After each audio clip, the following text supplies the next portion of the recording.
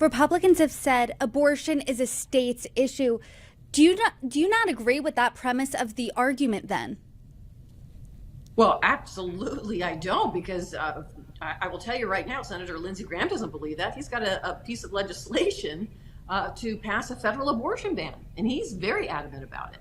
So even if they're now trying to say that it's a states' rights issue, think about this: what happened in Arizona? In Arizona right now, they have this. The court in Arizona has now actually ruled that a law that was passed in 1864 banning a woman's access to abortion is now in effect. Now, Nevada just became a state in 1864. I don't even think Arizona was a state, but the Supreme Court in Arizona has said that. So it is not about giving these states rights to make this determination for women. It is about making sure that, like for the last 50 years, women have access to the healthcare and reproductive freedoms they need. That's why Roe versus Wade was so important. And that's why I support the codification of it at a national level, the Women's Health Protection Act. If we are able to pass that legislation that we have introduced at a federal level, that will protect women's rights across the country like we had under Roe versus Wade. Let's talk about your work in this space specifically, because according to a recent poll, abortion and reproductive issues, 1 out of 8 voters find them to be their top issues. So what are you working on when it comes to abortion and more broadly reproductive rights? It's important for me as a state like Nevada that is a pro-choice state where so many women now are coming for the reproductive freedoms to make sure they have access to the essential medication and the doctors.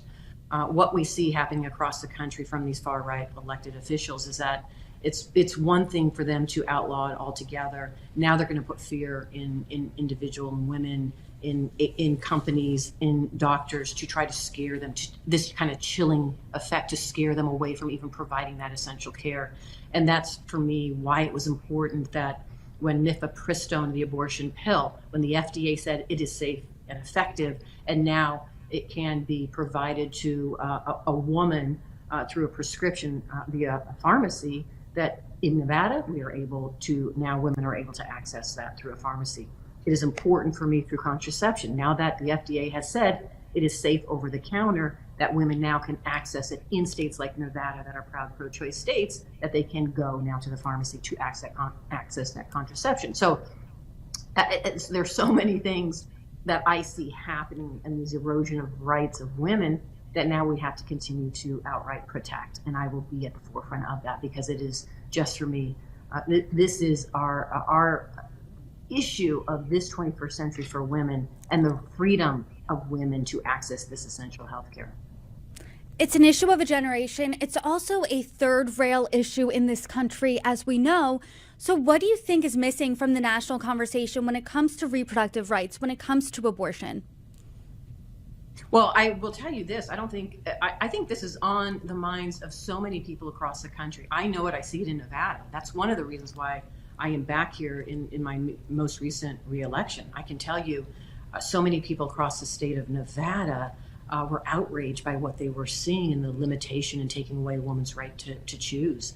And that is true for a majority of Americans across the country. This is an essential issue for them, and it's not going to go away. It will only go away when women's freedoms are protected again, and women have that right.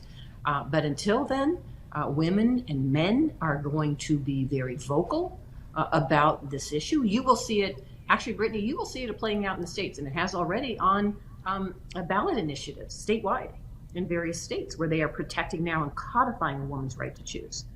This is so important for so many people across this country, and it's not going to go away.